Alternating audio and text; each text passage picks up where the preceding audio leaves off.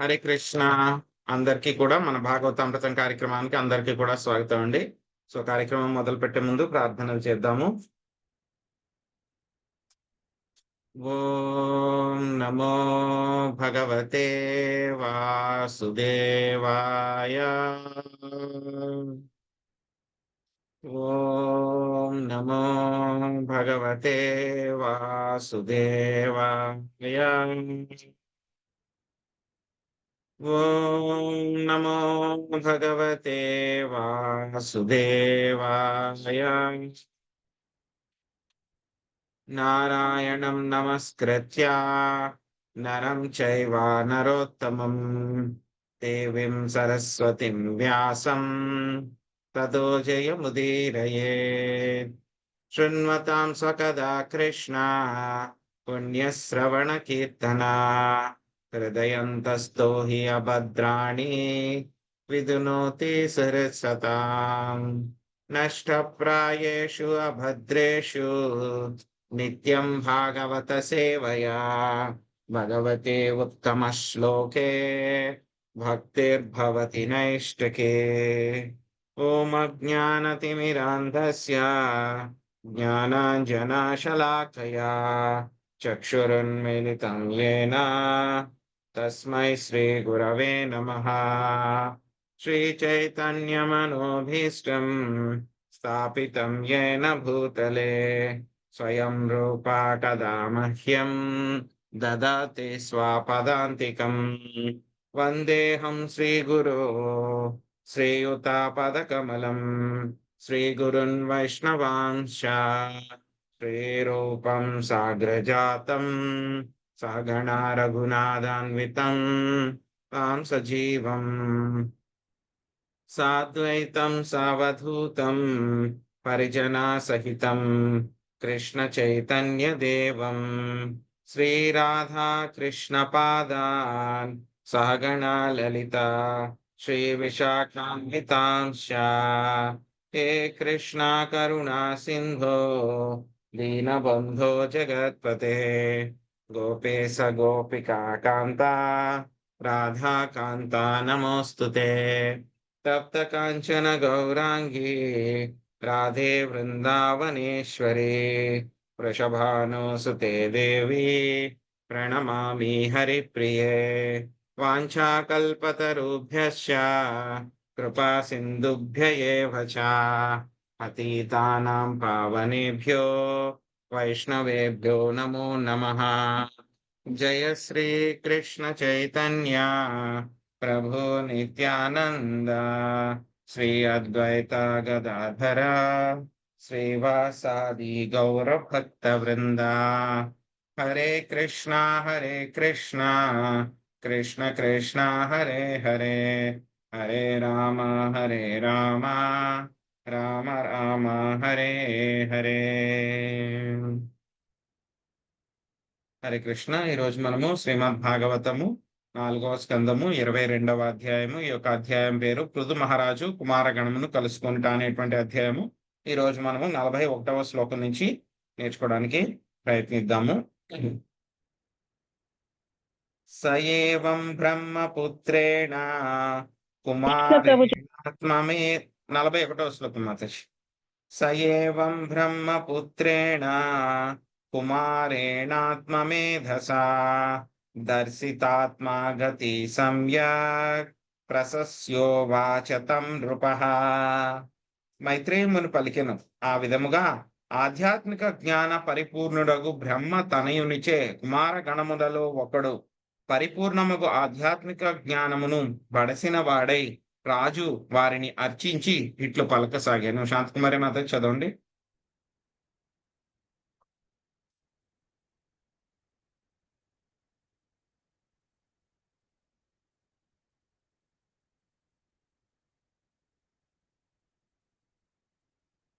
శాంతకుమారి మాత చదువుతున్నారండి.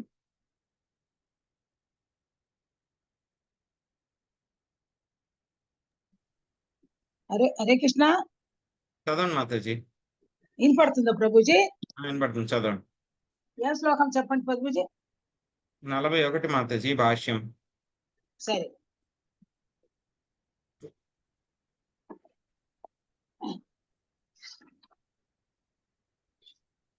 భాష్యం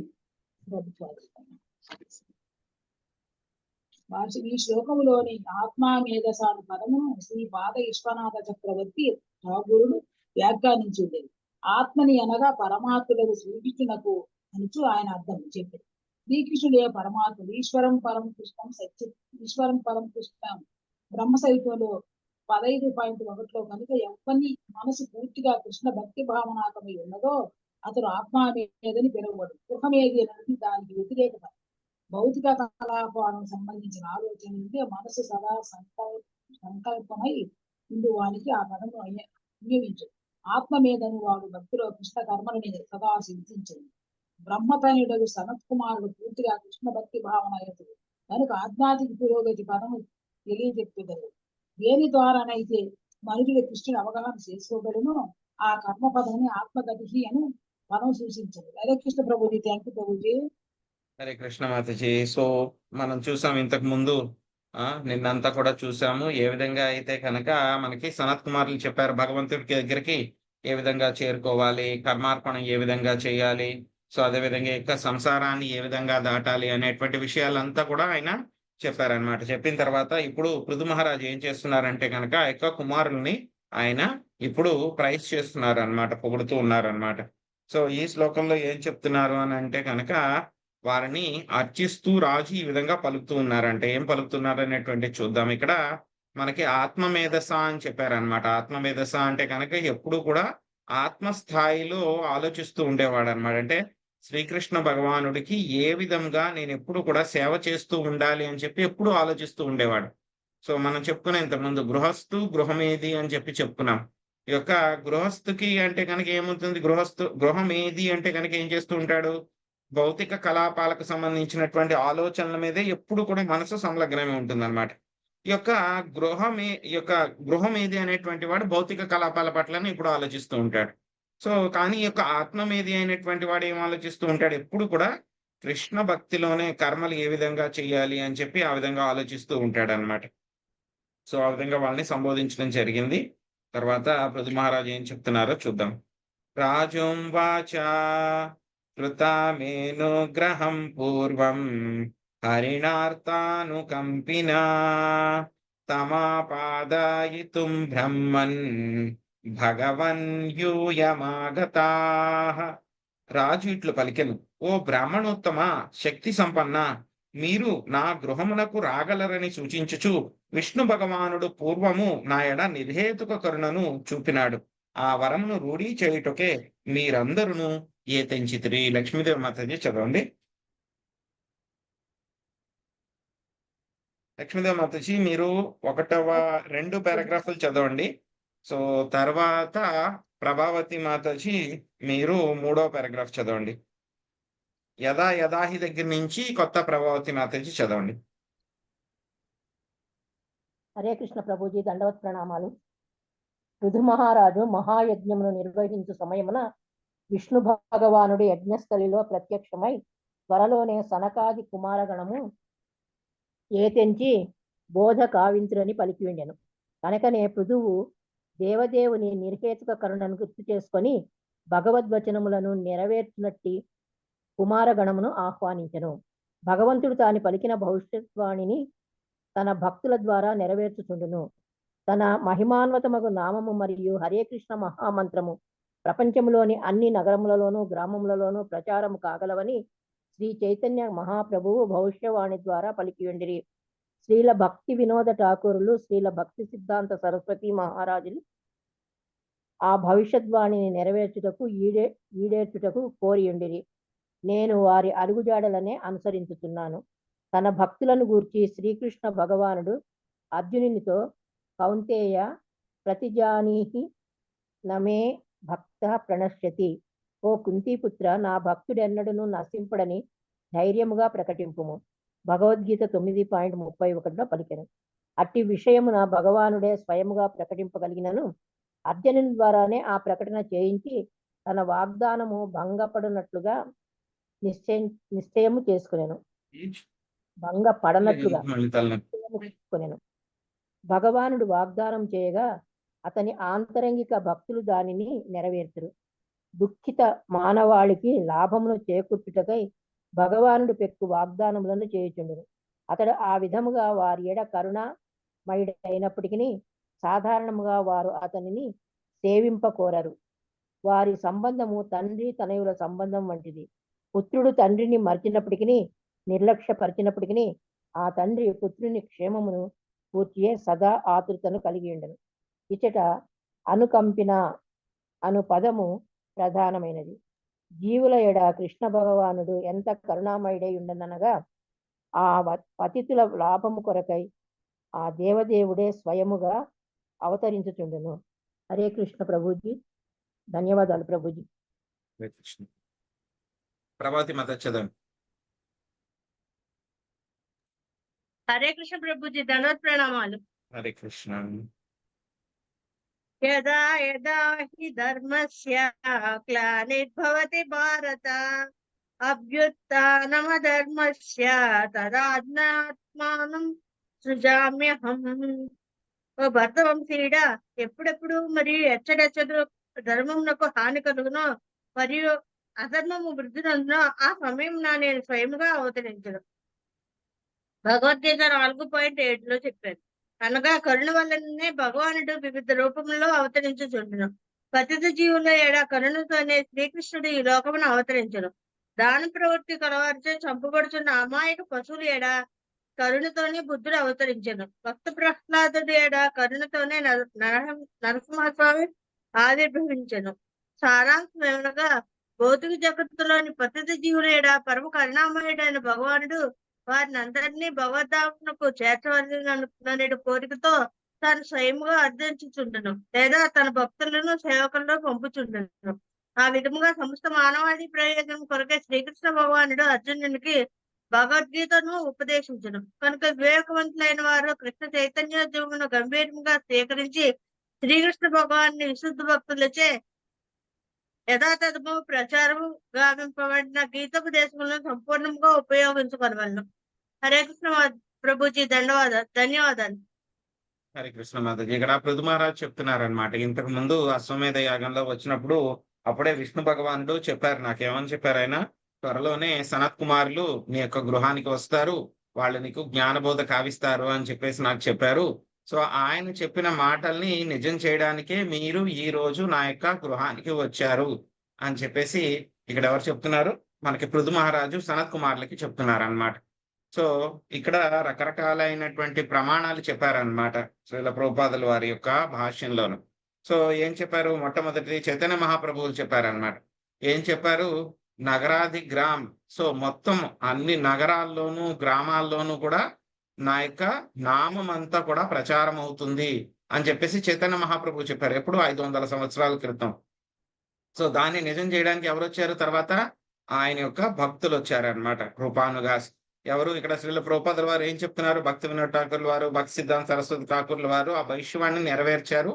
నేను కూడా వాళ్ళ యొక్క అడుగుజాడల్లోనే నడుస్తున్నాను అని చెప్పి శ్రీల ప్రభుపాదుల వారు చెప్పారు. కానీ ఏంటంటే కనుక శ్రీల ప్రభుపాదుల వారు ఇండియాలోనే కాకుండా మొత్తం ప్రపంచ దేశాల్లో అన్ని చోట్ల కూడా యొక్క కృష్ణ చైతన్య ఉద్యమాన్ని మొత్తం చక్కగా తీసుకుని వెళ్ళి అందరికీ కూడా ఈ యొక్క హరే కృష్ణ మహామంత్రాన్ని అందేలాగా చేశారనమాట. సో భగవద్గీతలో స్వామి ఏం చెప్తారు, కౌంతేయ ప్రతిజానేతి నమే భక్త్యా ప్రణశ్యతి. అర్జున, నువ్వు ఏం చేయమన్నారు, డిక్లేర్ చేయమన్నారు. ఏం చేయమన్నారు, ధైర్యంగా ప్రకటించమన్నారు, నా యొక్క భక్తుడు ఎప్పుడు కూడా నశించడు అని. ఎందుకంటే కనుక స్వామి ఎందుకు అర్జునుడి ద్వారా వాగ్దానం చేయమన్నారు, అర్జునుడి ద్వారా చెప్పమన్నారు. ఎందుకంటే కనుక భగవంతుడి యొక్క మాటల కంటే కూడా భక్తుడి యొక్క మాటలకి స్వామి చాలా ఎక్కువ వెలువిస్తారనమాట. ఎందుకంటే కనుక ఆయన చెప్పిన మాటల్ని ఒక్కొక్కసారి ఆయన భక్తుల కోసం తప్పుతూ ఉంటారు.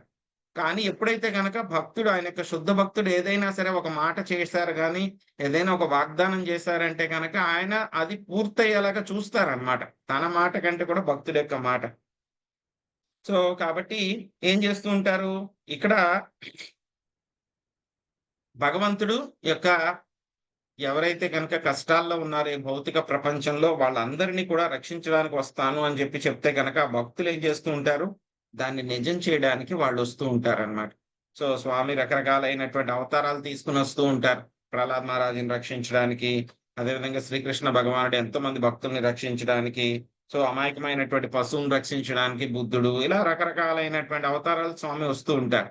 సో స్వామి రావడమే కాకుండా ఏం చేస్తూ ఉంటారు అని అంటే కనుక తన యొక్క విశేషంగా తన యొక్క భక్తుల్ని కూడా ఆయన పంపిస్తూ ఉంటారన్నమాట. తన యొక్క ఆంతరంగిక సేవకుల్ని వాళ్ళందరినీ.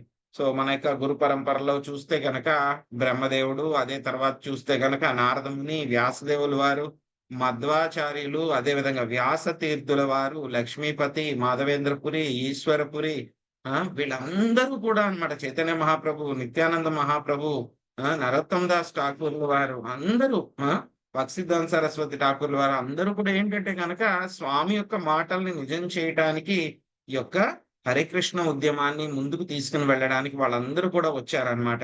సో శ్రీల ప్రభుపాదుల గారు కూడా అదే విధంగా వచ్చారు. ఆయన కూడా ఆయన యొక్క బాధ్యత ఏదైతే ఉందో, సేవ ఏదైతే ఉందో అది కూడా ఆయన చేశారు. ఇప్పుడు ఆయన యొక్క శిష్యులందరూ కూడా వాళ్ళ యొక్క శక్తి వంచన లేకుండా ముందుకు ఇంకా ఈ యొక్క హరికృష్ణ ఉద్యమాన్ని తీసుకుని వెళ్తున్నారు. వాళ్ళ తర్వాత ఈ యొక్క ఉద్యమాన్ని అంతా కూడా ముందుకు తీసుకెళ్లాల్సిన బాధ్యత తర్వాత జనరేషన్ అయినటువంటి మనందరి మీద కూడా ఉందన్నమాట.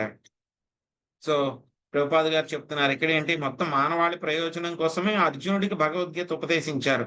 సో కాబట్టి ప్రతి ఒక్కళ్ళు కూడా యొక్క ఉద్యమాన్ని చాలా సీరియస్ గా అన్నమాట, గంభీరంగా తీసుకుని, సో ఆ యొక్క ఉపదేశాలు ఏవైతే ఉన్నాయో వాటిని ఉపయోగించుకుని జన్మని సార్థకతం చేసుకోవాలి అని చెప్పేసి శ్రీల ప్రభుపాదుల వారు చెప్తున్నారు. నిష్పాదితశ్చ కార్త్స్నేన భగవద్భిగృణాలుభి సాధుచిష్టం హి మే సర్వా మాత్మానా సహ కిం దదే. ఓ బ్రాహ్మణోత్తమ, మీరు కూడా భగవానుని వలె కరుణామయులు కనుక నా యాజ్ఞను చక్కగా నెరవేర్చిరి కనుక మీకు ఏదో ఒకటి దక్షిణగా నసుగుట నా కర్తవ్యము. కానీ సాధు పురుషుల ఉచ్చిష్టమును మాత్రమే నేను కలిగి ఉన్నాను కనుక నేను మీకేది అర్పించగలను. రాధమ్మ మాతాజీ చదవండి.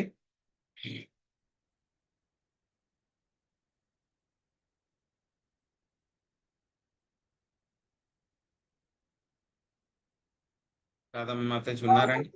హరే కృష్ణ ప్రభుజీ, తర్వాత శ్లోకం చదువుతాను ప్రభుజీ. సునీత హరిబాబు మాతాజీ చదవండి. హరే కృష్ణ ప్రభుజీ, దండవత్ ప్రణామాలు. కృష్ణ కృపామూర్తి ప్రభుపాదికి జై. భాష్యము. ఈ శ్లోకమున సాధుచిష్టం అను పదము ప్రధానమైనది. మనుజులు ఉచ్చిష్టమును బడిసిన చందనమున పృథువు భృగువు వంటి సాధువుల నుండి తన రాజ్యమును బడిసెను. వేనరాజు మరణము పిమ్మట ప్రపంచమంతయు తగిన పాలకుడు లేనిదిగా నయ్యెను. ఎన్నో ఉత్పాతములు జరుగుటగాంచి భృగువాది సాధు పురుషులు వేనరాజు శరీరము నుండి పృథువును సృష్టించిరి. ఈ విధముగా పృథువుకు రాజ్యము సాధువుల కరుణ వలన లభించిన దానిని నతడు సనకాది కుమారగణమునకు పంచగోరలేదు. తండ్రి భోజనములు చేయునప్పుడు కొంత అన్నపు ముద్దను ప్రేమతో పుత్రుని కొసుగు వచ్చును. అది తండ్రికి తినిన అన్నమే అయినను దానిని తిరిగి తండ్రికి ఒసగరాదు. పృథు మహారాజు పరిస్థితి దాదాపు ఆ రీతిగా నిండెను. అతనికి ఉన్నదంతయు ఉచ్చిష్టము వంటిది కనుక దాన్ని సనకాదులకు వసుగుటకు సాధ్యపడదు. అయినను పరోక్షముగా అతడు తనకున్నదంతయు వారికే ఒసిగినట్లయ్యను. అతని సంపత్తినంతటిని వారు తమకు నచ్చిన రీతిగా ఉపయోగించుకొనవచ్చు. ఈ విషయము రాబో శ్లోకములో స్పష్టపరచబడుతున్నది. హరే కృష్ణ ప్రభుజీ, దండవత్ ప్రణామాలు. సో ఈ శ్లోకంలో ఏం చెప్తున్నారు, చాలా కరుణామయులు. సో భగవంతుడి యొక్క ఆజ్ఞను మీరు నెరవేర్చారు కాబట్టి మీకు ఏదో ఒకటి నేను కృతజ్ఞతతో మీకు దక్షిణ ఏదో ఒకటి నేను వసగవలసి ఉంది. కానీ ఏంటంటే కనుక నా దగ్గర ఉన్నదంతా కూడా ఉచ్చిష్టం మాత్రమే ఉంది. నా దగ్గర ఉచ్చిష్టము అంటే కనుక ఎంగిలిది అనమాట. సో ఈ యొక్క ఉచ్చిష్టం అంటే కనుక ఇక్కడ చూస్తే కనుక వేణరాజు తర్వాత మొత్తము ఈ యొక్క పృథు మహారాజుకి ఆయనకు వచ్చినటువంటి రాజ్యం అంతా కూడా ఎవరి వల్ల వచ్చింది, ఆ యొక్క భృగువు లాంటి సాధు పురుషులు ఎవరైతే ఉన్నారో వాళ్ళందరి వల్ల కూడా ఆయనకి వచ్చింది అనమాట. సో అదేంటంటే కనుక ఉచ్చిష్టం. కాబట్టి నేను దీన్ని మళ్ళీ మీకు పంచదలుచుకోలేదు, నా దగ్గర ఉన్నది ఉచ్చిష్టము అని చెప్పేసి చెప్తున్నారు.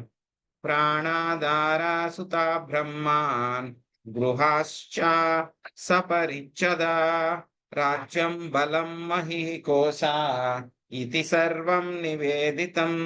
రాజు పలికను కనుకవో బ్రాహ్మణోత్తమ, నా ప్రాణమును, భార్యమును, సంతానమును, గృహమును, వస్తు సామగ్రిని, గృహోపకరణములను, రాజ్యమును, బలమును, భూమిని, ముఖ్యముగా నా కోశాగారమును నీకు అర్పించుచున్నాను.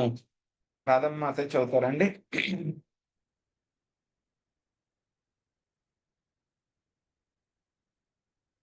విజయలక్ష్మి మాత చదవండి. హరే కృష్ణ ప్రభు, దండవత్ ప్రణాం. భాష్యంపై శ్రీల ప్రభుపాదుల వారికి జై. కొన్ని చోట్ల దారాహ అను పదమునకు రాయహ అను పాఠ్యాంశము కలదు. రాయహ అనగా సంపత్తి అని భావము. ధనవంతులైన వారిని రాయలు అను పదముతో గుర్తించుట భారతదేశమున పరిపాటే.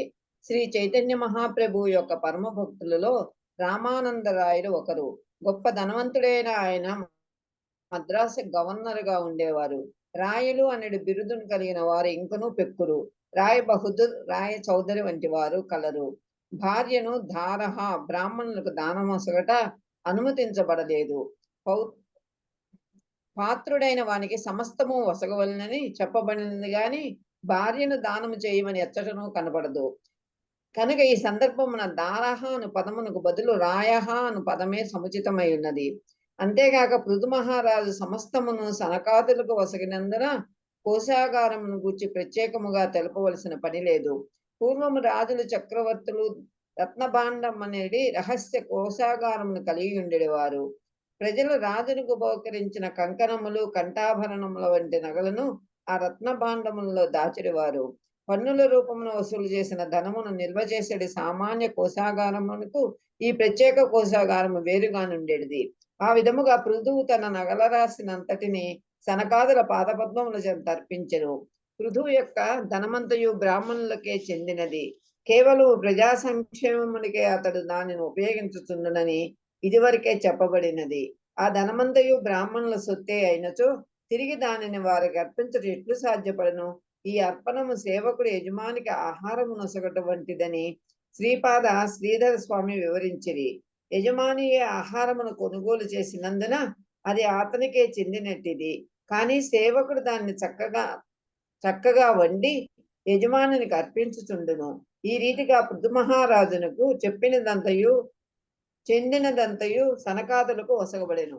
హరే కృష్ణ ప్రభు, ధన్యవాదం. హరే కృష్ణ మాతాజీ. సో ఇక్కడ ఏం చెప్తున్నారు అంటే కనుక యాక్చువల్ గా భాష్యంలో అయితే కనుక నా భార్యను కూడా ఇస్తున్నాను అని చెప్పి ఇక్కడ మీనింగ్ వస్తుంది అనమాట. సో ప్రాణము, భార్య, సంతానము, గృహము, వస్తు సామగ్రి, గృహోపకరణాలు, రాజ్యములు, బలము, భూమి, ముఖ్యంగా నా పోషాకారం అంతా కూడా మీకు అర్పిస్తున్నాను అని చెప్పి చెప్తున్నారు అన్నమాట. సో కానీ ఏంటంటే కనుక ఇక్కడ దారహ అంటే కనుక భార్యను ఇవ్వడం. సో ఎక్కడ కూడా శాస్త్రాలని భార్యను బ్రాహ్మణులకు దానం చేయాలి అని చెప్పి ఎక్కడ చెప్పబడలేదు. సో కానీ ఏంటంటే కనుక రాయహ అనేటువంటి పదం మాత్రం ఉందన్నమాట. రాయహ అంటే కనుక సంపత్తి, బాగా ధనం ఉన్నటువంటి వాళ్ళని రాయహ అని అంటారు అనమాట. రాయ బహదూర్ అని, లేకపోతే కనుక రామానంద రాయలు కానీ, లేకపోతే కనుక శ్రీకృష్ణ దేవరాయలు. సో ఆ వంశం అందరూ బాగా డబ్బులు ఉన్నటువంటి వాళ్ళందరినీ కూడా ఆ విధంగా అంటారు అనమాట. సో పృథు మహారాజ్ ఏం చేశారు అని అంటే కనుక ఆయన యొక్క కోశాగారం ఏదైతే ఉందో దాన్ని అంతటిని, అదేవిధంగా ఆయన యొక్క ధన సంపత్తి, భార్య అని తప్పితే కనుక మిగతాది ఏవైతే కనుక ఆయన యొక్క డిస్పోజల్లో ఉందో అంతా కూడా నేను మీకు అర్పిస్తున్నాను అని చెప్పేసి ఆయన చెప్తున్నారు అనమాట. సో ఇలా ఉంటుందంటే కనుక ఈ యొక్క అర్పణం అంతా కూడా యజమానికి ఆహారం ఇవ్వడం లాంటిది అనమాట. సో మొత్తం అంతా కూడా యజమానిదే. కానీ ఏంటంటే కనుక సేవకుడు ఏం చేస్తాడో ఆహారాన్ని చక్కగా వండి మళ్ళీ యజమానికి పెడతాడు. అదే విధంగా పృథు మహారాజ్ కూడా తన దగ్గర ఉన్నటువంటి ఆ యొక్క కోశాగారం ఏదైతే ఉంది దాన్ని కూడా ఇస్తున్నారనమాట. యాక్చువల్ గా రాజు దగ్గర ఉన్నటువంటి కోశాగారంలో 2 రకాలు ఉంటాయన్నమాట. సో ఒకటి ఏంటంటే కనుక మామూలుగా ప్రజలు ఇచ్చేటువంటి పన్నులు, ధాన్యము, డే టు డే వాడేటువంటివి ఇవన్నీ కూడా ఒక చిన్న కోశాగారం ఉంటుంది. సో అది కాకుండా చాలా విలువైనటువంటి వజ్రాలు, నగలు, కంకణాలు అవన్నీ కూడా ఏవైతే ఉంటాయో వాటిలన్నిటిని కూడా వేరే కోశాగారంలో పెడతారనమాట.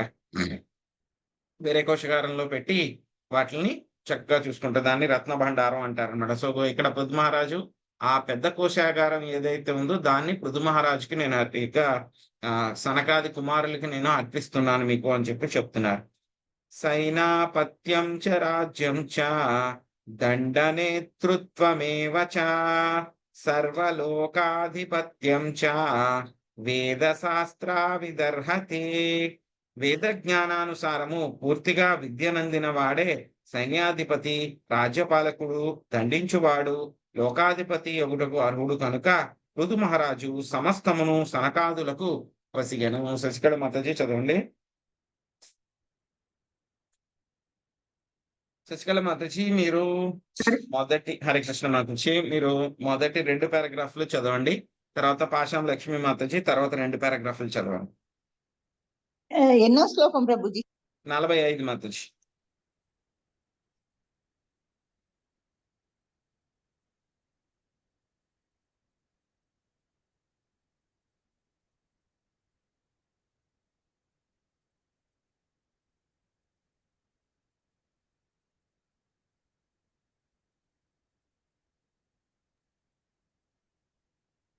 నూట 79వ పేజీ మాకు. 179 పేజ్ మాతాజీ.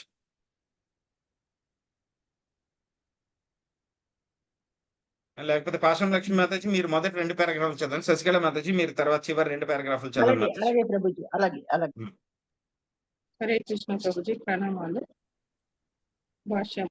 సనకాది కుమారుల వంటి బ్రాహ్మణులు సాధువుల ఉపదేశములను పైననే రాజ్యము పాలింపబడవలెనని ఈ శ్లోకమున స్పష్టంగా తెలుపబడినది. ప్రపంచమంతటను రాచరికము నెలకొని ఉన్నప్పుడు బ్రాహ్మణులు సాధువులే రాజుకు ఉపదేశము ఇచ్చేది వారు. దేశమును పాలించేది రాజు బ్రాహ్మణుల సేవకునిగా మెలుగుచూ తన కర్తవ్యం నిర్వహణ చేసేవాడు. బ్రాహ్మణులు రాజులు నియంతలుగా వర్తించేవారు కాదు. తామే రాజ్యాధిపతులమని వారు విర్రవీగేవారు కారు. రాజులు కూడా వేద వాంగ్మయంను పూర్తిగా నెరిగి ఉండి ఈశావాస్యమిదం సర్వం సమస్తము దేవదేవునికి చెందినది అనేది ఈశోపనిషత్తు ఉపదేశములతో చక్కగా పరిచయంను కలిగి ఉండేవాడు. భగవద్గీతలో శ్రీకృష్ణుడు తానే సమస్త లోకములకు అధిపతినని సర్వలోక మహేశ్వరం పలికి ఉన్నాడు. కనుక తాను రాజ్యాధినేతనని ఎవడను పలకజాలడు. అనగా రాజు రాష్ట్రపతి లేదా దేశాధినేత అయిన వాడు తన యజమాని కాదని సేవకుడని ఎల్లప్పుడూ గుర్తుంచుకోనవలెను. ప్రస్తుత కాలమున రాజు లేదా రాష్ట్రపతి తాను భగవత్ సేవకుడనే విషయమును మరచి ప్రజాసేవకుడని తలుచుకున్నాడు. ప్రస్తుత ప్రజాస్వామ్య ప్రభుత్వము ప్రజల ప్రభుత్వమని అనగా ప్రజల కొరకు ఉన్నట్టి ప్రభుత్వమని చాటి చెప్పబడినది. కానీ ఇటువంటి ప్రభుత్వము వేదములచే ఆమోదింపబడలేదు. దేవదేవుని సంతృప్తి పరిచేడి ప్రయోజనము కొరకే రాజ్యమును పాలించవనివ్వలేననియు తత్కారణమున భగవత్ ప్రతినిధియే దానిని ఏలవలెననియు వేదములు తెలుపుచున్నవి. వేద జ్ఞానము లేనిచో మనుషుడు రాజ్యాధినేతకు అర్హుడు కాదు.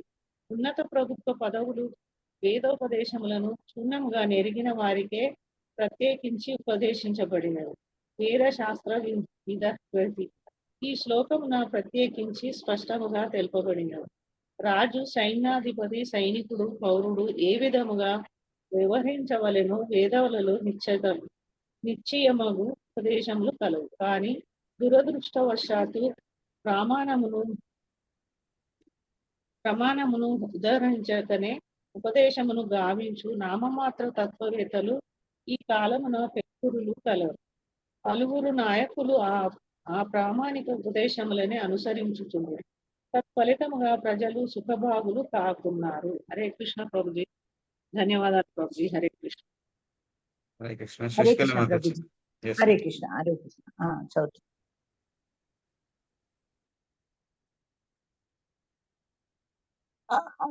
కార్ల మార్క్ అక్కడ నుంచి ప్రభుజీ చదవాలా? కార్ల మార్క్ ప్రవేశపెట్టినట్టి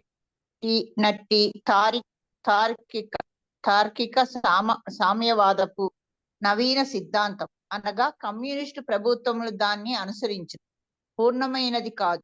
వైదిక సామ్యవాదమును అనుసరించి దేశంలో ఏ ఒక్కడును పస్తుండరాదు. క్షుద్బాధితులకు ఆహారంనిచ్చే ప్రయోజనముతో పెక్కు బూటక సంస్థలు ప్రస్తుతం ప్రజల నుండి నిధులను సమకూర్చుచున్నవి. కానీ ఆ నిధులు తప్పకుండా దుర్వినియోగమే కాగలవు. వేదోపదేశములను అనుసరించి ఆహారం లేమీను ప్రశ్నయే ఉదయించినట్లు ప్రభుత్వం తగిన ఏర్పాట్లను గావించవలను. గృహస్థుడైన వాడు బల్లి లేదా పాము కూడా పస్తుండునట్లుగా చూడవలనని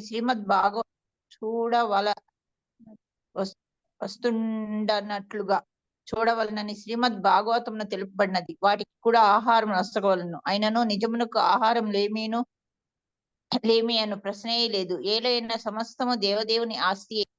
అందరకు తగినంత ఆహారము లభించున్నట్లుగా అతడే చూడగలడు. కనుకనే వేదంలో కఠోపనిషత్తు 2.2.13 ఏకో బహూనాం యో విదదాతి కామాన్ అని చెప్పబడినది. భగవంతుడే ఎల్లరికూ సమస్త జీవనావసరములను ఒసగును. కనుక ఆహారలేమి అనేది ప్రశ్నే లేదు. అందుచే ఎవరైనా పస్తున్నచో అది కేవలం నామమాత్రమగు పాలకుడు, అధ్యక్షుడు లేదా రాష్ట్రపతి యొక్క నిర్వాహకం వలననే జరిగి ఉండను. కనుక వేద జ్ఞానము అనగా వేద శాస్త్రవి లేనివాడు రాష్ట్రపతి, అధ్యక్షుడు వంటి పదవులకు పోటీ పడరాదని పరుపబడినది.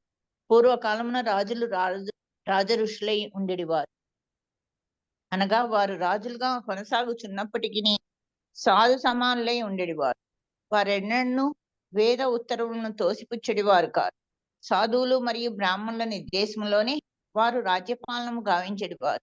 ఈ ఏర్పాటును అనుసరించి సూచనతో నవీన కాలపు రాష్ట్రపతులు, అధ్యక్షులు, ముఖ్య కార్యనిర్వహణాధికారులు తమ పదవులకు అయోగ్యులై ఉన్నారు. వేదపరముగు పరిపాలనా జ్ఞానం లేకపోవట మరియు సాధువులు బ్రాహ్మణుల నిర్దేశమును వారు గ్రహించకపోవటం దానికి కారణం. వేదముల ఆజ్ఞలను, బ్రాహ్మణుల ఆజ్ఞలను ఉల్లంఘించిన కారణముననే వేనరాజు అనగా పృథు మహారాజు తండ్రి బ్రాహ్మణులచే చంపబడింది. కనుకనే సాధు బ్రాహ్మణ సేవకునిగా లోకము నేలుట తనకు తగినదని పృథు మహారాజు ఎరిగి ఉండేది. హరే కృష్ణ ప్రభుజీ. హరే కృష్ణ మాతాజీ. సో ఈ శ్లోకంలో కూడా మళ్ళీ ఏం చెప్తున్నారు పృథు మహారాజు?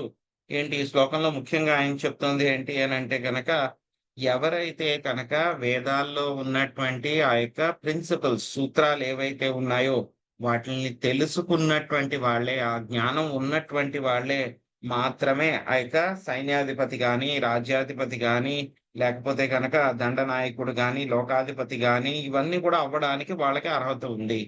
లేకపోతే కనుక ఆ యొక్క ఆ యొక్క పొజిషన్ కి వెళ్ళడానికి వాళ్ళు ఎవరికి కూడా అర్హత లేదు అని చెప్పి చెప్తున్నారన్నమాట. సో ఇది వరకు ఏంటంటే కనుక రాజరికం ఉండేదన్నమాట. రాజరికం ఉన్నా సరే అది ఎలా ఉండేది? నియంతృత్వంగా ఉండేది కాదు. ఇప్పట్లో చూస్తున్నాం మనం చాలా దేశాల్లో ఇప్పటికీ కూడా రాజరికం ఉంది. కానీ ఏంటంటే కనుక ఆ రాజు ఎలాగా ప్రవర్తిస్తున్నాడు? పూర్తిగా నియంత కింద ప్రవర్తిస్తున్నాడు అనమాట. మిగతా వాళ్ళందరూ కూడా ఆయన చెప్పిందే వినాలి. ఆ విధంగా ప్రవర్తిస్తున్నాడు అనమాట. ఆ విధంగా ప్రవర్తించడం మూలంగా ఏమైపోతుంది? ప్రజలందరూ కూడా వాడు చెప్పినటువంటి ఆ యొక్క పరిస్థితులు, పద్ధతులు అవన్నీ కూడా పాటించలేక కష్టాలు పడుతూ ఏం చేస్తున్నారు? మాకు రాజరికం వద్దు, ప్రజాస్వామ్యం కావాలి అని చెప్పేసి వాళ్ళని పాడతోయటం ఇవన్నీ కూడా జరుగుతున్నాయి అన్నమాట. ఇవన్నీ కూడా మనం చూసాం. కానీ ఎలా ఉండేది ఇది వరకు అంటే కనుక, రాజు రాజ్యాధిపతి కింద ఉండేవాడు. కానీ ఆయన ఎప్పుడు కూడా పూర్వ స్వతంత్రుడు కాదనమాట. ఏం చేసేవాడు? ఎవరైతే గనక బ్రాహ్మణులు, వైష్ణవులు, సాధువులు ఎవరైతే ఉంటారో వాళ్ళని అడిగేవాడు. ఏదైనా ఒక సమస్య వచ్చిందంటే గనక ఏంటి మీ యొక్క అభిప్రాయం ఏంటి? ఎలా చేయమంటారు? ఎలా ముందుకు వెళ్ళమంటారు? ఏది చేస్తే మంచిది? అని చెప్పేసి వాళ్ళందరూ కూడా చెప్పి వాళ్ళు నిర్ధారణ చేస్తే వాళ్ళు ఏ విధంగా చెప్తే కనుక ఆ విధంగా నడుచుకునేవాడు అన్నమాట. ఇంకా ఏంటంటే కనుక రాజుకి ఆ యొక్క ప్రిన్సిపల్స్ అన్నమాట. వేదాల్లో ఉన్నటువంటి సూత్రాలన్నీ కూడా చక్కగా తెలుసు అన్నమాట. ఏమిటి ఆ సూత్రాలు? ఈశావాస్యాం ఇదం సర్వం యత్కించ జగత్యాన్ జగత్.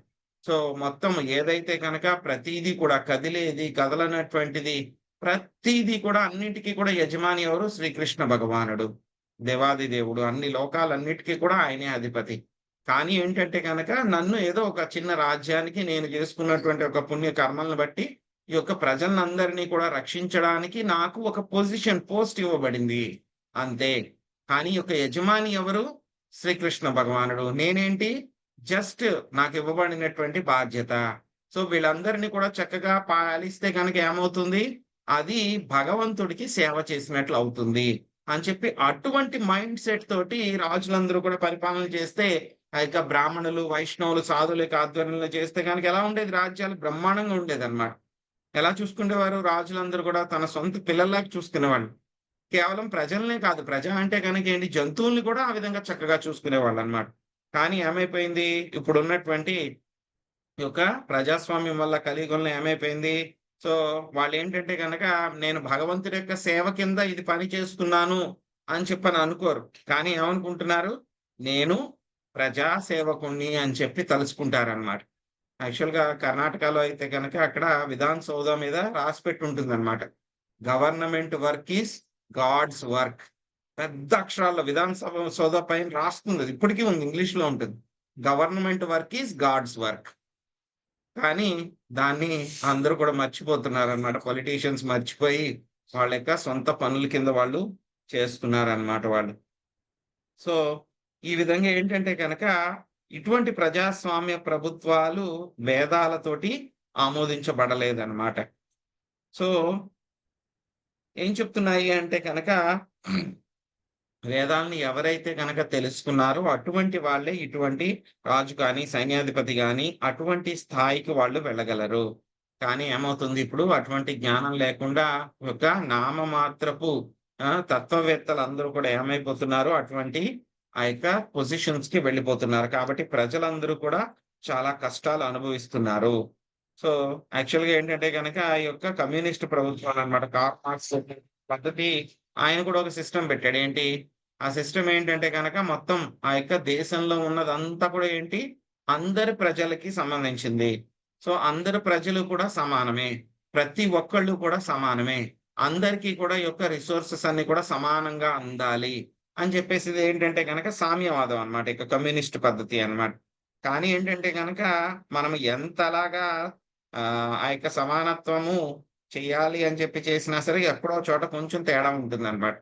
సో, వాళ్ళేం చేస్తారు అంటే గనక కొంతమంది ఆర్గనైజేషన్స్ ఏం చేస్తారు? వీళ్ళందరికీ భోజనాలు పెట్టాలి, పేదలున్నారు, వాళ్ళకి సాయం చేయాలి, ఇవ్వండి అని చెప్పని అంటారు. కానీ ఏంటంటే గనక భగవత్ సంబంధమైనటువంటి ఆ యొక్క కాన్షియస్‌నెస్ లేనటువంటి వాళ్ళు ఏమవుతాయంటే గనక వాళ్ళు ఆ యొక్క నిధులన్నీ కూడా ఏవైతే గనక కలెక్ట్ చేస్తారో మోస్ట్‌లీ అవన్నీ కూడా దుర్వినియోగం అవుతాయన్నమాట. సో, ఇదివరకు ఏంటంటే గనక ఈ యొక్క గృహస్థులందరూ కూడా చక్కగా చూసుకునేవారన్నమాట. సో, ఎవరు కూడా ఆకలితో ఉండకుండా ఉండేలాగన్నమాట. గృహస్థు ఏంటంటే గనక వాడు భోజనం చేసే ముందు బయటికి వెళ్లి అడగాలన్నమాట. ఎవరైనా ఉన్నారా? ఆకలితో ఉన్నారా? ఎవరైనా తింటారా? అని చెప్పని అడిగి ఎవరు రాకపోతే గనక అప్పుడు గృహస్థు తినేవాడన్నమాట. సో, అదే విధంగా ఏంటంటే గనక అందరికీ కూడా ఆహారాన్ని చూసుకునేటువంటిది ఎవరు?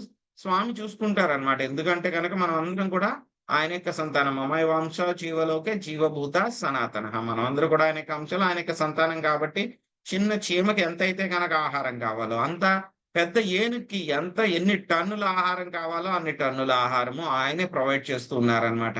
సో, ఈ యొక్క యాక్చువల్‌గా చెప్పాలి అనంటే గనక ఈ యొక్క కొరత, ఫుడ్ షార్టేజ్ ఇవన్నీ కూడా ఎందుకు కలుగుతున్నాయి అంటే గనక ఇది ప్రజలు యొక్క కొంతమంది నాయకులు చేసేటువంటి మిస్‌మేనేజ్‌మెంట్ అన్నమాట.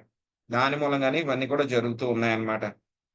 సో, కాబట్టి ఈ యొక్క వేద జ్ఞానం తెలుసున్నటువంటి వాళ్ళే ఈ యొక్క రాష్ట్రపతి, అధ్యక్షుడు వంటి పదవులకి వెళ్ళడానికి అర్హులు. కానీ ఏంటంటే గనక ఇప్పుడు ఎవరు పడితే వాళ్ళందరూ కూడా వెళ్ళిపోవడం మూలంగా ఏమవుతుంది?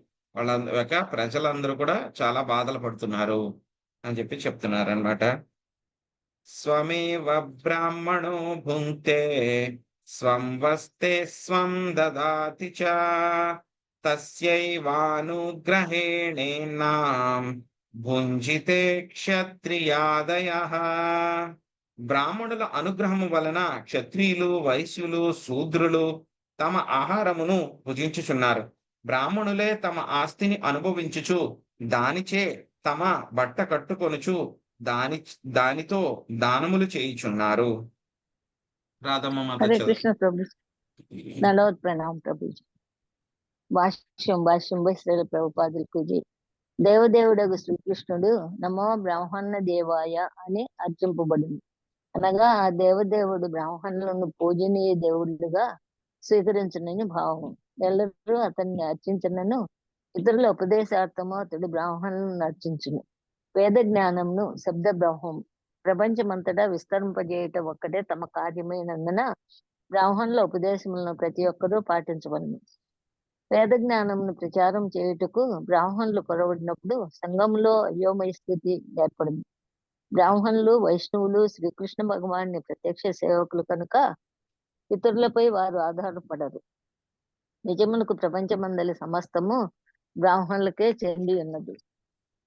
కేవలము అణకువ మనస్తత్వంతోనే వాడు క్షత్రియులు, రాజులు, వైశ్యుల, వ్యాపారుల నుండి దానమును గ్రహించదు.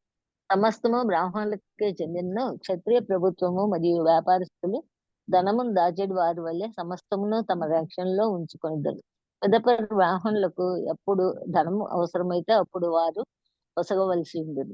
ఖాతాదారుడు తన ఇష్టానుసారము ధనమును తీసుకొనగలిగే పొదుపు ఖాతాతో దానిని పోల్చవచ్చును.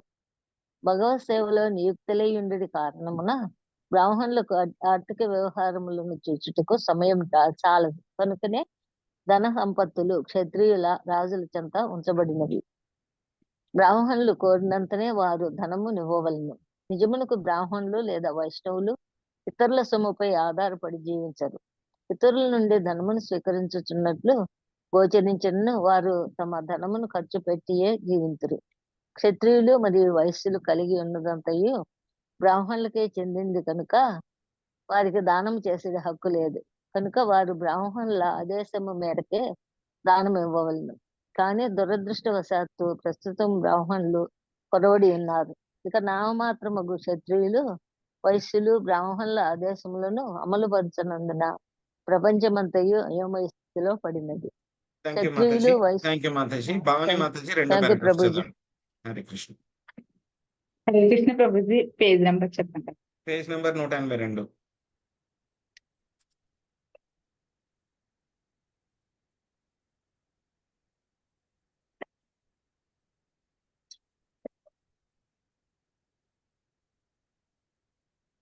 హరే కృష్ణ. Second paragraph Prabhuji. మాతాజీ. హరే కృష్ణ. క్షత్రియులు, వైశ్యులు, శూద్రులు కేవలము బ్రాహ్మణుని అనుగ్రహములనే భోజనము చేదురని ఈ శ్లోకం యొక్క 2వ పాదం సూచించుచున్నది. అనగా బ్రాహ్మణులు నిషేధించినది ఏదియునో వారు భుజింపరాదు. ఏది భుజింపయోగ్యమో బ్రాహ్మణులు, వైష్ణవులు చక్కగా నిరుగించురు. భగవదర్పితం కానట్టి దేనిని కూడా వారు భుజింపరు. కేవలము భగవత్ ప్రసాదమే వారు భుజించరు. కనుక బ్రాహ్మణుల అనుగ్రహము చే సంప్రాప్తమైనట్టి కృష్ణ ప్రసాదమునికే క్షత్రియులు, వైశ్యులు, శూద్రులు భుజింపవలను. కబేలాలను ఏర్పరచుట, మత్స్య మాంసాదులను తినుట, మద్యపానము చేయుట, వాటి కొరకే అన్యాయముగా ధనమార్జించుట వారికి తగదు. ప్రస్తుత యుగమున మానవ సంఘమునకు బ్రాహ్మణోపదేశము లేనందున ప్రజలందరూ పాపకర్మంలో నిమగ్నులై ఉన్నారు. తత్ఫలితంగా ప్రతి ఒక్కరూ ప్రకృతి నియమములచే తగినంతగా శిక్షింపబడుచున్నారు. కలియుగ పరిస్థితి ఈ విధముగా నిన్నది. హరే కృష్ణ. థ్యాంక్ యూ ప్రభుజీ. హరే హరి కృష్ణ ప్రభుజీ, మాతాజీ. నెంబర్ అడిగాను. ఓకే, నో ప్రాబ్లం మాతాజీ. సో ఇక్కడ ఏంటంటే కనుక మనకి పృథు మహారాజ్ చెప్తున్నారనమాట. బ్రాహ్మణుల యొక్క అనుగ్రహం వలనే క్షత్రియులు, వైశ్యులు, శూద్రులందరూ కూడా ఆహారం భుజించున్నారు. బ్రాహ్మణులే తమ ఆస్తిని అనుభవించుచు దానిచే తమ బట్ట కట్టుకొనుచు దానిచో దానములు చేయుచున్నారు. సో ఇక్కడ ఏంటంటే కనుక మొత్తం అంతా కూడా ఆస్తి అంతా ఏదైతే రాజ్యంలో ఉందో అదంతా కూడా బ్రాహ్మణుల యొక్క ఆస్తి. వాళ్ళ యొక్క దయ వలనే క్షత్రియులు, వైశ్యులు, శూద్రులు కూడా ఆహారాన్ని భుజిస్తున్నారు. బ్రాహ్మణులు ఎప్పుడు కూడా ఏంటంటే కనుక బ్రాహ్మణులు వైష్ణవులు ఎవరైతే ఉంటారో వాళ్ళకి ఎప్పుడు కూడా ఆర్థిక పరమైనటువంటి లావాదేవీలు విషయాల్ని చూసుకోవడానికి వాళ్ళకి సమయం ఉండదు. కాబట్టి ఏం చేస్తారు, మొత్తం అంతా కూడా క్షత్రియులకి అదేవిధంగా బ్రాహ్మణుల యొక్క ఆధీనంలో మొత్తము ఆ యొక్క ఆస్తిని అంతా కూడా వాళ్ళు ఉంచుతారన్నమాట. సో ఒక్కొక్కసారి ఏమవుతుంది, ఈ యొక్క బ్రాహ్మణులను అదేవిధంగా వైష్ణవులు వచ్చి వీళ్ళ దగ్గరికి వచ్చి డబ్బు తీసుకుంటున్నారు అని చెప్పని కనబడుతూ ఉంటుంది. వీళ్ళు ఏదో దానం చేస్తున్నట్టు అని అనుకోకూడదు. యాక్చువల్గా ఏంటంటే కనుక వాళ్ళది మన దగ్గర పెట్టారు, వాళ్ళు ఎప్పుడైతే కనుక వచ్చి అడిగితే కనుక మనకి ఇవ్వాల్సి ఉంటుంది అనేటువంటి భావనతో ఉండాలన్నమాట. ఎలా అయితే కనుక బ్యాంక్ అకౌంట్ లో మన దగ్గర డబ్బులు ఉంటాయి, కానీ డబ్బులు ఏం చేస్తాం, మనం బ్యాంక్ వాడికి ఇస్తాం. బ్యాంక్ వాడికి ఇస్తున్నాము, బ్యాంక్ వాడు వాడి దగ్గర ఉంచుకుంటున్నాడు అన్నంత మాత్రాన డబ్బులు వాడి అయిపోవు. సో మనం ఎప్పుడైతే కనుక వెళ్ళి డిమాండ్ చేస్తామో, చెక్ వేస్తామో, లేకపోతే కనుక ఏటీఎంలో డబ్బులు పెడతామో వాడు ఇవ్వాల్సిందే, వాడి యొక్క బాధ్యత అన్నమాట. సో అలాగే బ్రాహ్మణులు కూడా ఏం చేస్తున్నారు, వాళ్ళ యొక్క ఆస్తులు ఏవైతే ఉన్నాయో వాటిని అన్నిటినీ కూడా క్షత్రియులు, వైశ్యుల దగ్గర వాళ్ళు దాచుకుంటున్నారు, పెట్టుతున్నారు. ఎప్పుడైతే కనుక వాళ్ళు వచ్చి అడుగుతారో వెంటనే ఇవ్వాల్సినటువంటి బాధ్యత ఉంది. అంతేగాని క్షత్రియులు, వైశ్యులు ఏదో మేము దానం చేసేస్తున్నాము అని చెప్పి బ్యాంక్ వాడు అనుకుంటాడా, మన బ్యాంక్ అకౌంట్ లో డబ్బులు మనకి ఇస్తూ ఉంటే కనుక నేను దానం చేస్తున్నాను అన్నాడు అనుకోండి, నవ్వుతాం. సో అలాగే క్షత్రియులకు, వైశ్యులు కూడా ఎవరైతే కనుక బ్రాహ్మణులకి, వైష్ణవులకి దానం చేస్తున్నాము అని చెప్పని అనుకోకూడదు. యాక్చువల్గా ఇదంతా కూడా వాళ్ళ యొక్క ఆస్తి కిందే మనము భావించాలన్నమాట. సో అదే విధంగా ఏం చెప్తున్నారు, బ్రాహ్మణులు ఏదైతే గనక వాళ్ళు తింటున్నారో అదే విధంగా ఆ విధమైనటువంటి ఆహార పదార్థాలని క్షత్రియులు వైశ్యులు కూడా తినాలి, శూద్రులు కూడా తినాలి. బ్రాహ్మణులు వైష్ణవులు ఏంటంటే గనక భగవత్ ప్రసాదాన్ని మాత్రమే తింటారు కాబట్టి మిగతా వాళ్ళందరూ కూడా బ్రాహ్మణులు ఎలా చేస్తున్నారో ఆ విధంగానే వాళ్ళు కూడా చేయాల్సి ఉంటుంది. కానీ ప్రస్తుతం సమాజంలో ఏంటంటే కనుక కలవు శూద్ర సంభవ. సో కలియుగంలో ఏంటంటే కనుక బై బర్త్ అందరూ కూడా ఏంటండి శూద్రులే. కాబట్టి ఏమవుతుంది, ఆ యొక్క సరైనటువంటి నిర్దేశన చేసేటువంటి వాళ్ళు లేరు కాబట్టి వాళ్ళు కూడా ఆ యొక్క మాటలను అది కూడా వినట్లేదు. కాబట్టి ఏమవుతుంది, కలియుగంలో పరిస్థితి చాలా దుర్భరంగా తయారైంది. యైరీదృశి భగవతో గతిరాత్మవాద ఏకాంతతో నిగమిభి పాదితానా తుష్యంతద్వభ్రా కరుణా స్వకృతేన నిత్యం కో నామ తత్ప్రాతికరోతి వినోద పాత్రం. పృథు మహారాజు పలికెను, దేవదేవునికి సంబంధించిన ఆత్మానుభవ పదమును వివరించుచు ఎవ్వరును అపరిమితమగు సేవను గూర్చిరో పూర్తి నిశ్చయముతోనూ వేద నిర్దేశనముతోనూ మా జ్ఞానోదయమునకై ఎవ్వరు వివరణలు కావించిరో వారి సంతృప్తికై దోషులు యొగ్గి జలములను అర్పించుట కన్నను వేరేమి ఇవ్వగలము. అట్టి మహాత్ముల స్వకర్మల చేతనే సంతృప్తులై ఉందురు. వారి అపరిమితముకు కరుణ చేతనే ఆ కర్మలు మానవ సంగమున విస్తరించి ఉండును. చందన మాతాజీ మీరు మొదటి పారాగ్రాఫ్ చదవండి. సుబ్బారత్నం మాతాజీ మీరు రెండో పారాగ్రాఫ్ చదవండి. హరే కృష్ణ ప్రభుజీ, దండవత్ ప్రణామాలు. శిల ప్రపాదులు వారి భాషను, శిల ప్రపాదులు వారికి మహానుభావులు ఎందరో మానవ సంగమునకు హితము చేయవలనని ఆతృతతో నుండురు. కానీ దేవదేవుని సంబంధించిన ఆత్మాను జ్ఞానము పంచడి వాడే నిజమునకు సర్వోత్తమగు సేవను చేయగలడు. జీవులందరూ మాయాబంధములోనే ఉన్నారు. తమ స్వరూపమును భరించి శాంతిమయ జీవన అన్వేషణలో ఒక దేహం నుండి వేరొక దేహంలో మారుచు వారు ఈ భౌతిక అస్తిత్వం నుంచే చరించుచుందరు. మనశ్శాంతిని తగినంత సుఖమును పొందలేనని తీవ్రము తపన చెందుతున్నప్పటికీ ఆత్మాను జ్ఞానము లేని వారైనందున వారికి ఎటువంటి ఉపశమనము లభించడం లేదు. సనకాదులు, నారదుడు, ప్రహ్లాదుడు, జనకుడు, సుఖదేవ గోస్వామి, కపిలుడు వంటి సాధు పురుషులు మరియు అట్టి ప్రామాణికులు అనుసరించినట్టు వైష్ణవ ఆచార్యులు వారి సేవకులు దేవదేవునికి జీవునికి గల సంబంధ జ్ఞానమును తెలియచేయుట ద్వారా మానవులకు అత్యంత విలువైన సేవను చేయగలిగారు. అట్టి జ్ఞానమే మానవులకు పరిపూర్ణతమగు వరదానము. హరే కృష్ణ ప్రభు. హరే కృష్ణ ప్రభుజీ, దండవత్ ప్రణామాలు. కృష్ణ పరజ్ఞానము ఎంతటి మహత్తరమైన బహుమతి అనగా ఈ ఉపకారము చేసిన వానికి బదులు తీర్చుకొనుట అసాధ్యమై కార్యమును కనుక జీవులు మాయా బంధము నుండి ఉద్ధరించడి తమ దయాపూర్ణమగు కర్మలతోనూ సంతృష్టి చెందమని పృథు మహారాజు సనకాదులను అర్థించెను. వారు చేసిన మహత్తర కర్మలను బదులు తీర్చుకొనడి మార్గము రాజునకు కానరాకుండెను. వినోద పాత్రం అను పదమును ఉదపాత్రం అను 2 పదములుగా విభజించవచ్చును, లేదా ఒకే పదముగా కూడా అవగతము చేసుకొనవచ్చును. హాస్యగాడు అని పదమునకు భావము హాస్యగాని పనులు కేవలం నవ్వు పట్టించగలవు.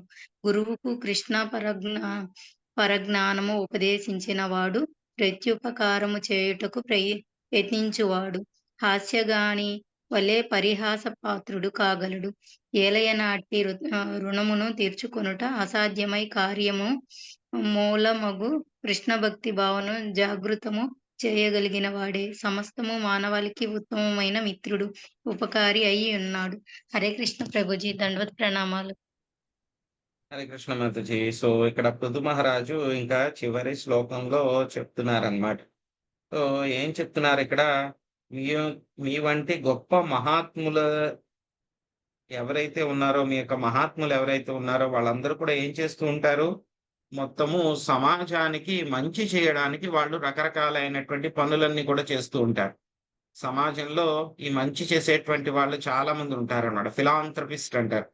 సో, ఎవరికో భోజనాలు పెట్టడమనో, లేకపోతే గనక వాళ్ళకి నీడ కలిగించడమనో, లేకపోతే గనక వాళ్ళకి వైద్య వైద్య ఏవైతే గనక మెడికల్ ఫెసిలిటీస్ ఇవ్వడమనో, ఆహారం పెట్టించడము, బట్టలివ్వడము, లేకపోతే గనక దుప్పట్లు అవి పంచిపెట్టడము, ఇలాంటివన్నీ కూడా చేస్తూ ఉంటారన్నమాట. సో, కానీ అన్నిటికంటే కూడా ఏంటంటే గనక చాలా ఉన్నతమైనటువంటి సేవ ఎవరు చేయగలరు అంటే గనక భగవంతుడికి సంబంధించినటువంటి ఆధ్యాత్మిక జ్ఞానాన్ని అందరికీ ఇచ్చేటువంటి వాడే నిజమైనటువంటి సేవ చేసినటువంటి వ్యక్తి అవుతాడనమాట. సో, ఏం చేస్తాడు అతడు అంటే గనక ఎవరైతే జీవులు ఈ భౌతిక ప్రపంచంలో చిక్కుకుపోయి బాధపడుతూ ఉన్నారో వాళ్ళందరినీ కూడా ఈ యొక్క భౌతిక ప్రపంచం నుంచి భవబంధాల నుంచి ముక్తి చేసి భగవద్ధామానికి చేరుస్తారు. కాబట్టి అన్నిటికంటే కూడా చాలా ఉన్నతమైనటువంటి సేవ ఏంటి? ఈ యొక్క భక్తులు చేసేటువంటి సేవ. సనకాదులు, నారదుడు, ప్రహ్లాదుడు, జనకుడు, సుఖదేవ్ గోస్వామి ఇటువంటి సాధు పురుషులు ఎవరైతే ఉన్నారో మనకి 12 మంది మహాజనులు, అదే విధంగా వైష్ణవాచార్యులు ఎవరైతే ఉన్నారో వాళ్ళందరూ కూడా ఏం చేస్తూ ఉన్నారు? సో, ప్రతి జీవుడికి కూడా చెప్తూ ఉన్నారు, చూడు నాయనా, నువ్వు ఈ ప్రపంచంలో ఇక్కడ భగవంతుడి యొక్క అంశవి, నువ్వు భగవంతుడి యొక్క కుమారుడివి. కానీ ఏమైందంటే కనుక నువ్వు చేసినటువంటి పనుల మూలంగా అక్కడి నుంచి నువ్వు ఇక్కడికి వచ్చేసావు. ఇక్కడికి వచ్చి నువ్వు రకరకాల కష్టాలు అనుభవిస్తూ ఉన్నావు, రకరకాల శరీరాలు తీసుకుంటున్నావు, రకరకాల బాధలు పడుతూ ఉన్నావు. ఎప్పుడైతే కనుక మన తండ్రి దగ్గరికి మనం వెళ్ళిపోతే కనుక అక్కడ ఎటువంటి బాధలు కూడా పడాల్సినటువంటి అవసరం లేదు. అక్కడ వైకుంఠ విగతాకుంఠ ఎటువంటి కష్టాలు కూడా ఉండవు. సో, అనవసరంగా ఇక్కడ సమయాన్ని వృధా చేయొద్దు, పద వెళ్ళిపోది గాని అని చెప్పేసి ఈ యొక్క బద్ధజీవులు ఎవరైతే ఉన్నారో, భగవంతుని యొక్క అంశాలు ఎవరైతే ఉన్నారో వాళ్ళందరికీ కూడా చెప్పి భగవద్ధామానికి తీసుకుని వెళ్ళేటువంటి వాళ్ళు నిజమైనటువంటి భగవత్ సేవకులు. ఆ యొక్క బద్ధజీవులకు కూడా నిజమైనటువంటి అత్యున్నతమైనటువంటి సేవ చేసినటువంటి వాళ్ళు. లేకపోతే కనుక ఇక్కడ కష్టాలు పడుతూ ఉంటే కనుక ఏదో పాలు ఇవ్వడమో, లేకపోతే నీళ్లు ఇవ్వడమో, లేకపోతే బట్టలు ఇవ్వడమో, ఇది కాదు. ఇవన్నీ కూడా టెంపరరీ అన్నమాట. సో, కానీ ఏంటంటే కనుక అల్టిమేట్ గా చేసేటువంటి ఉన్నతమైనటువంటి సహాయం ఏమిటి? నువ్వు ఇక్కడ ఉండుకురా బాబు, మీ నాన్నగారు ఎక్కడ పలానా ఊర్లో ఉన్నారు, అక్కడికి వెళ్ళిపోతే కనుక నీకు ఏ లోటు ఉండదు, పదా వెళ్ళిపో అని చెప్పేసి ఆయన దగ్గరుండి అక్కడికి తీసుకెళ్లి వాళ్ళ నాన్నగారి దగ్గరికి చేరిస్తే కనుక అంతకంటే ప్రత్యుపకారం, హైయెస్ట్ ఉపకారం ఏది ఉండదు. సో, భక్తులందరూ కూడా అటువంటి ఉపకారం చేస్తూ ఉంటారు. కాబట్టి ఇంతటి ఉపకారం చేసినటువంటి మీ యొక్క ప్రత్యుపకారం మేము ఎలాగ చేయగలము, మీకు ఏదైనా సహాయం చేయగలము అని అంటే కనుక అది హాస్యాస్పదమే. ఎలా అయితే గనక గురువు గారికి నేను మీకు కృష్ణ జ్ఞానాన్ని చెప్తాను అని చెప్పిన వాడు ఏమవుతాడు? హాస్యాస్పదము, ఒక జోకర్ అవుతాడు. సో, కాబట్టి మీ యొక్క సాధు పురుషులు వంటి మహాపురుషులు ఎవరైతే ఉన్నారో మీరు మాకు చేసినటువంటి మహోపకారానికి మీ యొక్క రుణాన్ని మేము ఎప్పటికీ కూడా తీర్చుకోలేము అని చెప్పేసి ఇక పృథు మహారాజు చెప్పారనమాట ఇక్కడ సనత్ కుమారులందరికీ కూడా. సో, మైత్రేయం వాచ తాత్మయోగ పతయా ఆదిరాజేన పూజిత శీలం తదీయం సంసంతః హే భవన్మిషతాం నృణాం. మైత్రేయముని పలికెను, భక్తియోగ ప్రవీణులైన సనకాది నలుగురు కుమారులు పృథు మహారాజుచే ఆ విధముగా పూజింపబడిన వారై మిక్కిలి ముదమందిరి. పిమ్మట వారు ఆకాశమున గోచరించిన వారై రాజు యొక్క శీలమును ప్రశంసించగా ఎల్లరూ వారిని గాంచిరి. మహాలక్ష్మి మాతాజీ చదవండి.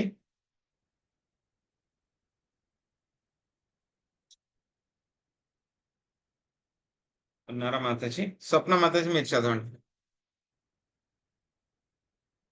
హరే కృష్ణ ప్రభు, దండవత్ ప్రణాం.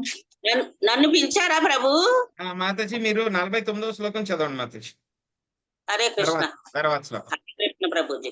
హరే కృష్ణ ప్రభు చదవనియండి ప్రభు, నేను నెక్స్ట్ చదువుతాను. ఎవరో కొంచెం చదవండి మాతాజీ. మహాలక్ష్మి. హరే కృష్ణ మాతాజీ. సరే మాతాజీ, చెప్పిన మాతాజీ. హరే కృష్ణ ప్రభుజీ, దండ ప్రణామాలు. మైత్రేయుని పలికెను భాష్యము. ప్రభుపాదుల వారికి జై. దేవతలు భూతలమున సృజించినారని చెప్పబడుచుండును. వారు అంతరిక్షంలోనే చరించుచుందురు. నారదముని వలె సనకాదులకు కూడా అంతరిక్ష యానమునకు ఎటువంటి యంత్ర సహాయము అవసరము లేదు. సిద్ధలోకవాసులు సైతము యంత్ర సహాయం లేకనే అంతరిక్షమున ప్రయాణించరు. వారు ఒక లోకం నుండి వేరొక లోకమునకు ప్రయాణించరు కనుక సిద్ధ పురుషులని పిలువబడుదురు. అనగా వారు సిద్ధులను యోగ శక్తులను బడిసిరని భావము. యోగ సిద్ధిని బడిసినటువంటి అటు సాధు మహాత్ముల ఈ కాలమున దరిద్రపై గోచరించటం లేదు. మానవాళి వారి దర్శనమునకు నోచుకొనకపోవటయే దానికి కారణము. సనకాదులు పృథు మహారాజు యొక్క శీలమును, భక్తి భావమును, నమ్రతను కొనియాడిరి. అతను పూజా విధానము చే వారు మిక్కిలి సంతుష్టులైరి. ఆ పృథు మహారాజు అనుగ్రహము చేతనే సామాన్య పౌరులు కూడా సనకాదులు అంతరిక్షమున ప్రయాణించుటను గాంచగలిగిరి. హరే కృష్ణ ప్రభుజీ, దండ ప్రణామాలు. హరే కృష్ణ మైత్రి. సో మైత్రేయ మేము చెప్తున్నారు అనమాట. ఏం చెప్తున్నారు? నలుగురు కుమారులు కూడా ఏం చేశారు? ఇంకా పృథు మహారాజ్ దగ్గర నుంచి వాళ్ళు వీడ్కోలు తీసుకుని వాళ్ళు వెళ్ళిపోవడం జరిగింది అనమాట. సో వెళ్తూ వెళ్తూ వాళ్ళు ఏం చేశారు? రాజు యొక్క శీలాన్ని అంతటినీ కూడా ప్రశంసించారు అన్నమాట. ఇక్కడ అన్నిటికంటే కూడా చాలా వండర్ఫుల్ థింగ్ ఏంటంటే కనుక ఇటువంటి గొప్ప సాధు పురుషులు ఎవరైతే ఉంటారో, మహాత్ములు ఎవరైతే ఉంటారో వాళ్ళు ఎప్పుడు కూడా అంతరిక్షంలోనే ఉంటారన్నమాట.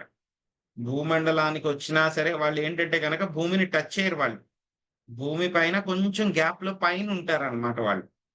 సో మనం చూసాం విష్ణుమూర్తి వచ్చినప్పుడు ఆయన కూడా అదే విధంగా కొంచెం పైన ఉన్నారు, గరుడ మీద ఆనుకుని ఉన్నారు. సో ఇవన్నీ కూడా మనం చూసాం. అదే విధంగా సనకాదులు కూడా వచ్చినప్పుడు వాళ్ళు కూడా భూమిని టచ్ చేయరు, భూమికి చాలా దగ్గరగా వస్తారు కానీ టచ్ చేయరు అన్నమాట. సో ఇటువంటి గొప్ప మహాత్ములు యొక్క దర్శనం కలగడం అనేటువంటిది చాలా చాలా అరుదైపోయింది మనకి. కానీ ఏంటంటే కనుక పృథు మహారాజ్ యొక్క కృప వలన ఏంటంటే కనుక సామాన్య మానవులకి కూడా ఆ యొక్క సనత్ కుమారుల యొక్క దర్శనం కలిగింది. వాళ్ళు రావడం చూశారు, మాట్లాడడం చూశారు, మళ్ళీ వెళ్ళిపోవడం కూడా చూశారు అన్నమాట. అదంతా కూడా పృథు మహారాజ్ యొక్క కృప వలన, ఆయన యొక్క దయ వలన ఇదంతా కూడా జరిగింది. వైన్యస్త్యుదుర్యో మహతా సంస్థితాధ్యాత్మ శిక్షయా ఆప్త కామామివాత్మానం మేన ఆత్మన్యవ్యస్థిత. ఆధ్యాత్మిక జ్ఞాన విషయమున సుస్థిరుడైనందున పృథువు మహాత్ములలో ప్రధానుడై ఉండి ఆధ్యాత్మిక అవగాహనలో పూర్ణ జయమును సాధించిన వాని వలె సంతృప్తుడయ్యను. స్వప్నమత చదవండి. హరే కృష్ణ ప్రభు, దండవత్నం. భాష్యము బై శ్రీల ప్రభుపాదకి జై. భక్తియుత సేవ ఎందే సుస్థిరముగా నిలిచి ఉండుట మనుజునికి పరిపూర్ణముగా ఆత్మతృప్తి ఇవ్వగలదు. నిజమునకు ఆత్మతృప్తి అన్నది దేవదేవుని సేవించుట తప్ప అన్యాభిలాష లేనటువంటి విశుద్ధ భక్తులకే లభించగలదు. కోరవలసినది ఏదియును లేనందున దేవదేవుడు ఆత్మతృప్తుడై ఉండును. అదే విధముగా భక్తుడు భగవత్ సేవకు అన్యమైనది కోరనందున భగవంతుని వలె ఆత్మ సంతుష్టుడై ఉండును. ప్రతి ఒక్కరూ మనశ్శాంతిని, ఆత్మతృప్తిని బలయుటకే ఆతృత పడుచుండును. కానీ విశుద్ధ భక్తుడైనప్పుడే అవి పొందుట సాధ్యపడగలదు. పృథు మహారాజు మహాత్ములలో సర్వశ్రేష్ఠునిగా పరిగణింపబడినందున గడిచిన శ్లోకములో అతడు తన అపార జ్ఞానమును గూర్చి పూర్ణమగు భక్తి యోగమును గూర్చి పలికినదంతయు ఇచ్చట సమర్థించబడినది. మహాత్ములను గూర్చి శ్రీకృష్ణ భగవానుడు భగవద్గీతలో 9.13 ఈ విధంగా పలికెను. మహాత్మానస్తు మాం పార్థ దైవీం ప్రకృతిమాశ్రితాః భజంత్యానన్య మనసో జ్ఞాత్వా భూతాదిమవ్యయం. ఓ పృథు కుమార, భ్రాంతులు కానటువంటి మహాత్ములు మాత్రము దైవీ ప్రకృతిని ఆశ్రయించుచుందురు. వారు నన్ను ఆదియును అన్యుడును అగు దేవదేవునిగా నెరగియుండుటచే నా భక్తియుత సేవలో సంపూర్ణముగా నిమగ్నులైందురు. మహాత్ములు మాయా బంధములో గాక ఆధ్యాత్మిక శక్తి రక్షణలో నిలిచియుందురు. ఈ కారణమున నిజమైన మహాత్ముడు ఎల్లప్పుడూ కృష్ణ భక్తిలోనే నిమగ్నుడైయుండును. పృథు మహారాజు మహాత్ముని సర్వ లక్షణములను ప్రదర్శించినందున ఈ శ్లోకంలో మహాత్ములలో సర్వశ్రేష్ఠునిగా దుర్యో మహతా పేర్కొనబడినాడు. థ్యాంక్ యూ ప్రభు. హరే కృష్ణ. హరే కృష్ణ మాతాజీ. సో ఇప్పుడు సనత్ కుమారాస్ అందరూ కూడా వెళ్ళిపోయారు. వెళ్ళిపోయిన తర్వాత మనకి 49వ శ్లోకం నుంచి 55వ శ్లోకంలో కూడా ఆ యొక్క పృథు మహారాజు యొక్క రాజ్యం ఎంత బ్రహ్మాండంగా ఉంది, ఎంత అద్భుతంగా ఉంది అనేటువంటిది మనకి శ్లోకాల్లో వర్ణిస్తారనమాట. సో ఇక శ్లోకంలో ఏంటంటే కనుక పృథు మహారాజు యొక్క స్థాయి ఏమిటి, ఆయన యొక్క లెవెల్ ఏంటి, ఆయన ఏ స్థాయిలో ఉన్నారు అనేటువంటి విషయం మనకి ఈ శ్లోకంలో చెప్పారు. సో ఏ స్థాయిలో ఉన్నారంట ఆయన? ఆధ్యాత్మిక జ్ఞాన విషయంలో సుస్థిరుడై ఉన్నాడు, ఆయన ఫిక్స్ అయిపోయి ఉన్నాడు ఆయన. సో కాబట్టి మహాత్ములు ఎవరైతే ఉన్నారో వాళ్ళందరిలో కూడా ప్రధానుడి కింద ఆయన ఉన్నారు. సో ఆయనకి ఇంకా ఆధ్యాత్మిక అవగాహనలో మొత్తం సంపూర్ణంగా జయం కలిగింది కాబట్టి ఆయన ఎలా ఉన్నారంట, పూర్తిగా సంతృప్తితోటి ఉన్నారంట, పూర్తిగా సంతృప్తితోటి ఉన్నారు. సో భౌతిక ప్రపంచంలో మనం చూస్తూ ఉంటాం, ఎంత ధనం ఉన్నా సరే, రాజ్యాధిపతులైనా సరే, ప్రతి ఒక్కళ్ళు కూడా ప్రతి క్షణము కూడా ఏదో ఒక అభద్రత, ఏదో ఒక టెన్షన్, ఏమైపోతుందో ఏంటో అని చెప్పి ఒక భయం అన్నమాట. కానీ ఎవరైతే భగవద్భక్తులు ఎవరైతే ఉంటారో, భగవత్ సేవలో ఫిక్స్ అయిపోతారో, సుస్థిరంగా ఎవరైతే ఉంటారో వాళ్ళు ఎలా ఉంటారు, వాళ్ళకి ఎటువంటి టెన్షన్ ఉండదు వాళ్ళకి. సో ఏది వచ్చినా రాకపోయినా, జరిగినా జరగకపోయినా సరే, వాళ్ళు ఎప్పుడు కూడా ఎలా ఉంటారు, పూర్తిగా వాళ్ళు ఆత్మతృప్తితోటి వాళ్ళు ఉంటారన్నమాట. భగవంతుడు ఎలా ఉంటారు, మనకి భగవద్గీతలో కూడా స్వామి చెప్పారు, అర్జున నేను ఈ కర్మలన్నీ కూడా చేస్తున్నాను, నా యొక్క బాధ్యత ప్రకారం చేస్తున్నాను. ఎందుకంటే గనక అందరికీ కూడా నేను కర్మలు చేయడం మానేస్తే గనక మిగతా వాళ్ళందరూ కూడా నన్ను చూసి వాళ్ళు కూడా కర్మలు చేయడం మానేస్తారు. కాబట్టి నేను ఈ కర్మలు చేస్తున్నాను, కానీ ఈ యొక్క కర్మలు ఏవి కూడా నన్ను అంటుకోవు, ఈ యొక్క కర్మ ఫలితాలన్నీ కూడా నాకేమీ అవసరం లేదు, ఎందుకంటే నేను ఆత్మతృప్తుణ్ణి అని చెప్పి స్వామి చెప్పారనమాట. అదేవిధంగా భక్తులు కూడా ఎలా ఉంటారు, భగవంతుడికి సేవ చేసి వాళ్ళు కూడా ఎలా అయిపోతారు అని అంటే కనుక, మాకు భగవంతుడి యొక్క సేవ తప్పితే కనుక ఇంకేం అవసరం లేదు. కాబట్టి వాళ్ళు కూడా ఎలా అయిపోతారు, భగవంతుడిలాగే వాళ్ళు కూడా ఆత్మ సంతుష్టులు అయిపోతారు అన్నమాట.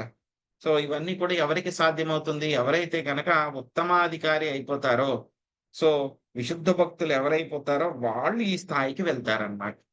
ఇక్కడ పృథు మహారాజు ఆ యొక్క స్థాయికి, ఉన్నతమైనటువంటి స్థాయికి వెళ్ళిపోయారు. ఎందుకంటే గనక ఆయనకి అపారమైనటువంటి జ్ఞానము, పూర్ణమైనటువంటి భక్తి యోగం అంతా కూడా ఆయనకి తెలిసిందనమాట. సో ఇంకా ఏం చెప్తారు, మహాత్మానం శుభాం పార్థ అనే శ్లోకంలో స్వామి చెప్పినట్లు ఏంటంటే కనుక, పృథు మహారాజు ఆయన యొక్క అంతరంగిక శక్తిలోనే ఆయన ఉన్నారు. సో పూర్తిగా భగవంతుడితోటి సంబంధంలో ఉన్నారు, ఆధ్యాత్మిక రక్షణలోనే ఆయన ఉన్నారు. ఎప్పుడు కూడా కృష్ణ భక్తిలోనే ఆయన నిమగ్నమై ఉండడం మూలంగా ఎవరైతే కనుక, మనకి భగవద్గీతలో కూడా స్వామి చెప్తారనమాట, ఎవరైతే కనుక భక్తులు ఎవరైతే ఉంటారో వాళ్ళల్లో ఆటోమేటిక్ గా దేవతలలో ఉండేటువంటి గొప్ప గొప్ప లక్షణాలన్నీ కూడా వాళ్ళల్లో, వాళ్ళు ఏమీ ప్రయత్నం చెయ్యకపోయినా సరే ఆటోమేటిక్ గా అవన్నీ కూడా మేనిఫెస్ట్ అయిపోతాయి అన్నమాట. అలాగే పృథు మహారాజు కూడా ఏంటంటే గనక, మహాత్ములందరిలో కూడా ఆయన శ్రేష్ఠుడు అయిపోయాడు, దుర్యా మహతాం అయిపోయాడు. కాబట్టి ఆ యొక్క మహాత్ముల్లో ఉన్నటువంటి గొప్ప గొప్ప లక్షణాలన్నీ కూడా ఆయన ప్రదర్శిస్తున్నాడు అని చెప్పేసి ఈ యొక్క శ్లోకంలో మనకి చెప్తున్నారు అన్నమాట. ఇంకా పృథు మహారాజు యొక్క గొప్ప లక్షణాలు ఏమిటి అవన్నీ కూడా మనము రేపు తెలుసుకుందామండి. హరే కృష్ణ.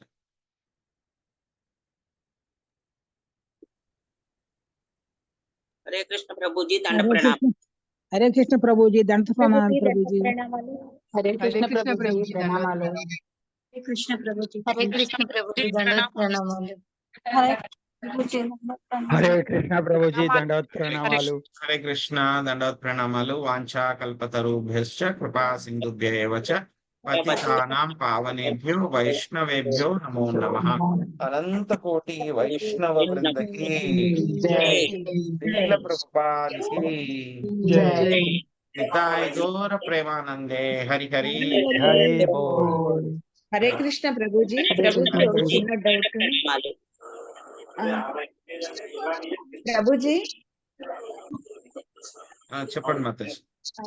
ప్రభుజీ